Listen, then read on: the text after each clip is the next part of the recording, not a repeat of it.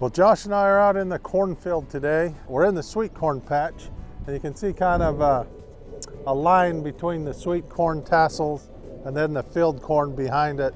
Generally, we take this inner span of this pivot and plant it to sweet corn. It's about 2 acres, and so it's a good smaller piece that's just, you know, watered by the pivot, and we can kind of manage it for a little sweet corn. But kind of what happened in our sweet corn this year is we got a lot of pigweeds, a little red root that grew up through here. You know, sometimes you talk about the weed management program and how successful you are or aren't. In this particular case, we got a lot of weeds in the sweet corn. Some of that has to do with the fact that the field corn, it's a very aggressive plant. It grows really fast, and after just a certain stage of height, that canopies over and shades all the weeds out if you can control it the first few weeks of its life. The sweet corn's planted at a lot lesser rate of seeds per acre, about half of what that field corn is, and then it's just a much smaller plant. You can see that in this sweet corn we have a few plants that somehow got in here, even though I cleaned the planter out, where there's a few little tassels of field corn sticking up there. But you can see the remarkable difference between the sweet corn and the field corn. And then even in the field corn, there's 2 different varieties. If you look kind of down that path right there, that's a pioneer variety of corn.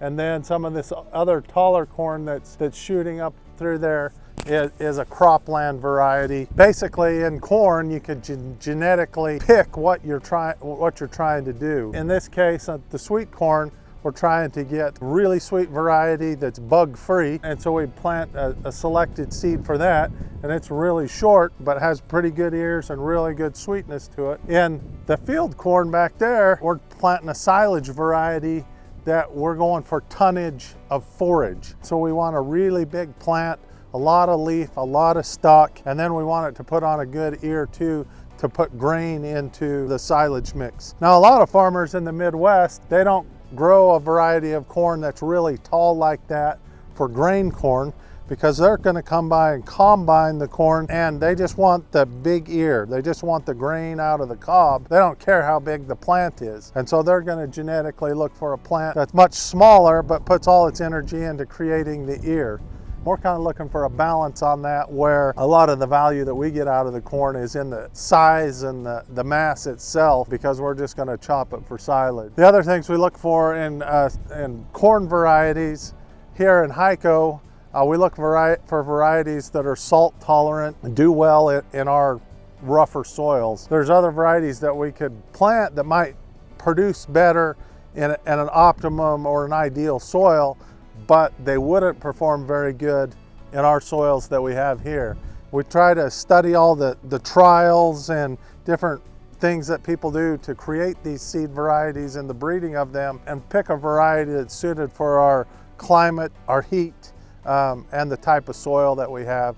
And if we match that really good, then we get the success of the tonnage we're looking for. If we don't get that good of a match, it shows. It'll show the weaknesses of what we did or didn't do. We don't always just plant one variety of field corn, because we're trying to test them against each other to see which one has the best yield and the best overall quality for us. Some of that has to do with the dry down of the corn, amount of protein that's in the corn, the amount of energy in the corn, the digestibility of the corn. And so there's a lot of factors that go into selecting this for silage corn. So this is one of our sweet corn plants.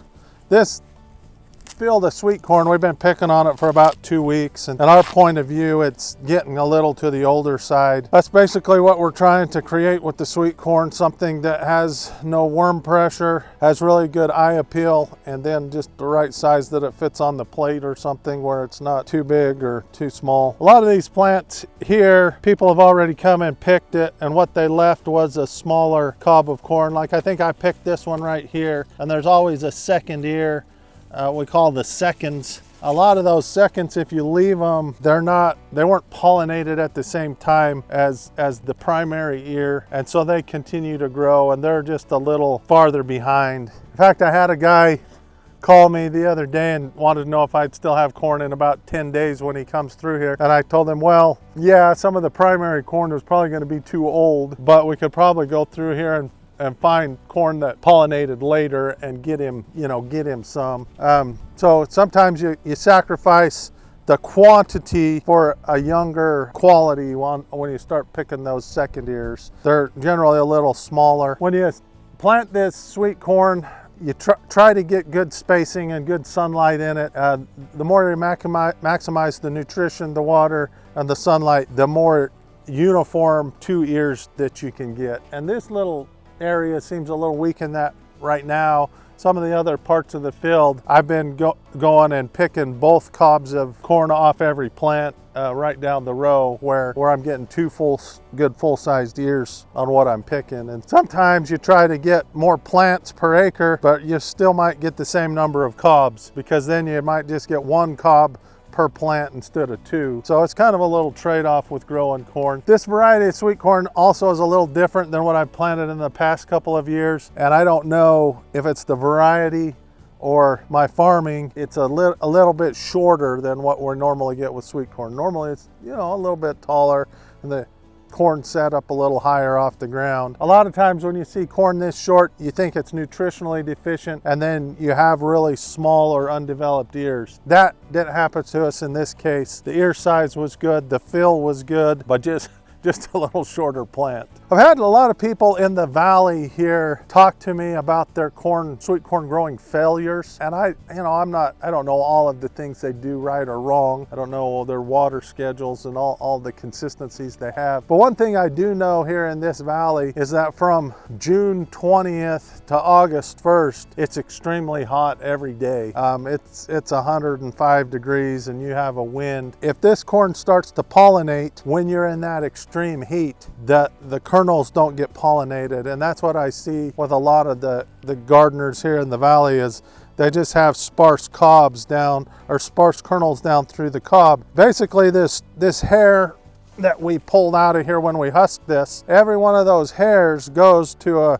a kernel of corn on this cob. And every one of those hairs has a little tube inside that pulls the microscopic pollen off the tassel, and it goes down and it pollinates each one of these kernels. If these hairs dry out before the pollen can go down it like a little straw and pollinate each kernel, then you have no kernels. That extreme heat in this valley is what causes a lot of those guys to have very poor pollination and poor kernel placement on their cobs. Generally, what I do to mitigate that is I plant my corn later. A lot of times those guys are planting corn early in the spring, as early as you can plant a garden, maybe April 25th, May 1st, sometime at that time. This corn was planted about June 15th. And what that does to me is it moves that pollination window later in August. That extreme heat's gone and you have a little milder days. You might have some of that monsoon season coming through where you have just a little more humidity, a little less extreme heat, and it seems to help with the pollination. One of the reasons I plant corn late is we have custom choppers come and chop all this corn. And because we're out here in the middle of nowhere, we're the end of the list. They chop everybody else's corn in a geographical area coming through Utah and across from Panaca. And when they're done, they say, oh, we can come to Hiko now. We got nothing else to do. That's always later in the year. That's always like October 15th or something that they actually get here. The other advantage why that works for us is a lot of times in Utah, you'll get a frost about September 21st or that week. And so then those guys got to chop all their corn in a hurry because of the frost. Now we a lot of times don't get a frost here until Halloween or the middle of November. And so a lot of times they're chopping frozen corn over there. They get done and then they come here and our corn's still not frozen. It's still growing good. And so I have to manage the moisture content of the corn until the choppers actually get here. If I planted it too early and got the corn ripe before the choppers showed up, it'll dry up on its own. It starts turning yellow and the leaves turn yellow and it just dries up and quits growing. And then my silage quality really goes downhill. And so by planting later, I'm gonna plant about a month later than all those guys, then I can expect those choppers to be here about a month later than they are on their corn, and everything matches pretty good. So far, I haven't got hit with an early frost or something that really bothers that. The other thing that I just thought of, a lot of times people get a cross cross-pollination between their field corn and their sweet corn. And I can imagine, well, people ask me why I don't stagger my sweet corn or whatever, where it's not all ripe at the same time. Quite frankly, I just don't have time to worry about it. It's lucky to get planted once. So when I plant that corn, I go blow the planter out and I threw the different seed in and I plant this and we're done with it. I don't have time to come back and plant on different days or whatever. The sweet corn is about a 65-day corn to get this where it's edible, and the silage corn is about a 103-day corn. You can plant them on the same day and they're going to pollinate at different times. The sweet corn's already pollinated and done by the time the field corn ever gets there, and so I really don't have a cross-pollination problem. In some cases, if that corn was pollinating at the same time this corn was pollinating, you get field corn kernels throughout this, and then it tastes terrible. You'll have a bunch of sweet kernels and then you'll have a big old starchy one,